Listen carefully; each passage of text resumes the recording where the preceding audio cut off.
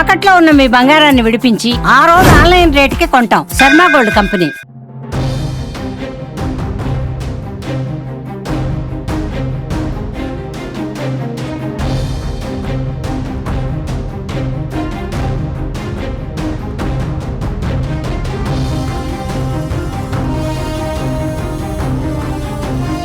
తెలంగాణలో ఉగ్రమూలాలు ఆందోళన కలిగిస్తున్నాయి.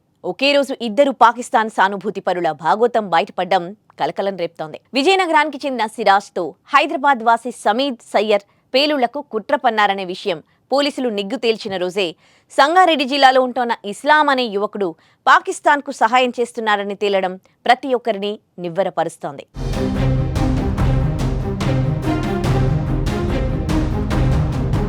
జమ్మూ కాశ్మీర్లోని పెహల్గాంలో హిందువుల కాల్చివేత తర్వాత భద్రతా దళాలు పూర్తి స్థాయిలో చర్యలు తీసుకుంటున్నాయి. ఉగ్రవాద దాడి తర్వాత భద్రతా దళాలు ఉగ్రవాదులపై ఆపరేషన్ను ముమ్మరం చేశాయి.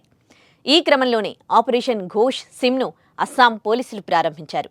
మన దేశానికి చెందిన సిమ్ కార్డులతో ఓటీపీలు చెప్పి పాకిస్తాన్లో వాట్సాప్ అకౌంట్లు క్రియేట్ చేసే 7 నిందితులను అరెస్ట్ చేశారు.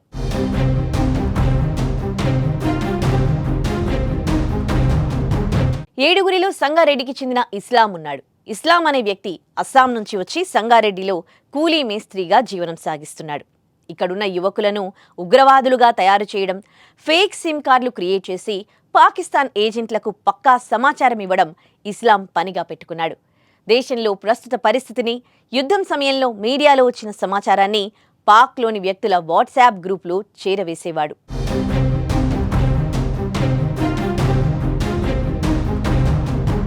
ఇస్లాంతో పాటు మిగిలిన 6 అస్సాం పోలీసులు విచారిస్తున్నారు. వారి వద్ద నుంచి 948 సిమ్ కార్డులను స్వాధీనం చేసుకున్నారు. ఆ సిమ్ కార్డులను నిందితులు సైబర్ క్రైమ్స్తో పాటు యాంటీ నేషనల్ ఆపరేషన్లకు వినియోగించారని పోలీసులు స్పష్టం చేశారు. నిందితులంతా దేశంలోని పలు రాష్ట్రాల్లో చిన్నా చితకా పనులు చేసుకుంటూ సామాన్యులుగా జీవనం సాగిస్తున్నట్లు చుట్టుపక్కల వారిని నమ్మించేవారు.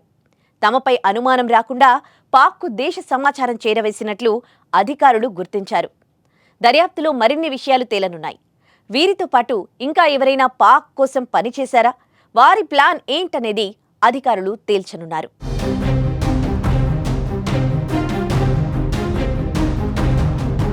పెహల్గాం దాడి తర్వాత అస్సాం వేదికగానే పాక్ అనుకూల నినాదాలు ఎక్కువగా వినిపించాయి. ఉగ్రవాదులు అన్యాయంగా 28 మంది అమాయక ప్రజల ప్రాణం తీయడంతో దేశం కన్నీరు పెడితే అస్సాంలో రాష్ట్రంలోని దేశ విద్రోహ శక్తులు మాత్రం ఆనందపడ్డాయి. ఉగ్రవాదులకు సానుకూలంగా గళాన్ని వినిపించారు. దేశానికి వ్యతిరేకంగా మాట్లాడిన సుమారు 50 మందిని పోలీసులు అరెస్ట్ చేశారు. తాజాగా ఆపరేషన్ ఘోస్ట్ సిమ్లో భాగంగా మరో 7 అరెస్ట్ చేయడం చర్చానీయాంశమవుతోంది. మన దేశంలోనే ఉంటూ, మన తిండే తింటూ, మన గాలినే పీల్చుతూ పాకిస్తాన్కు సాయం చేసిన ఇలాంటి వారికి ఎలాంటి శిక్షలు వేయాలో మీరే కామెంట్ చేయండి.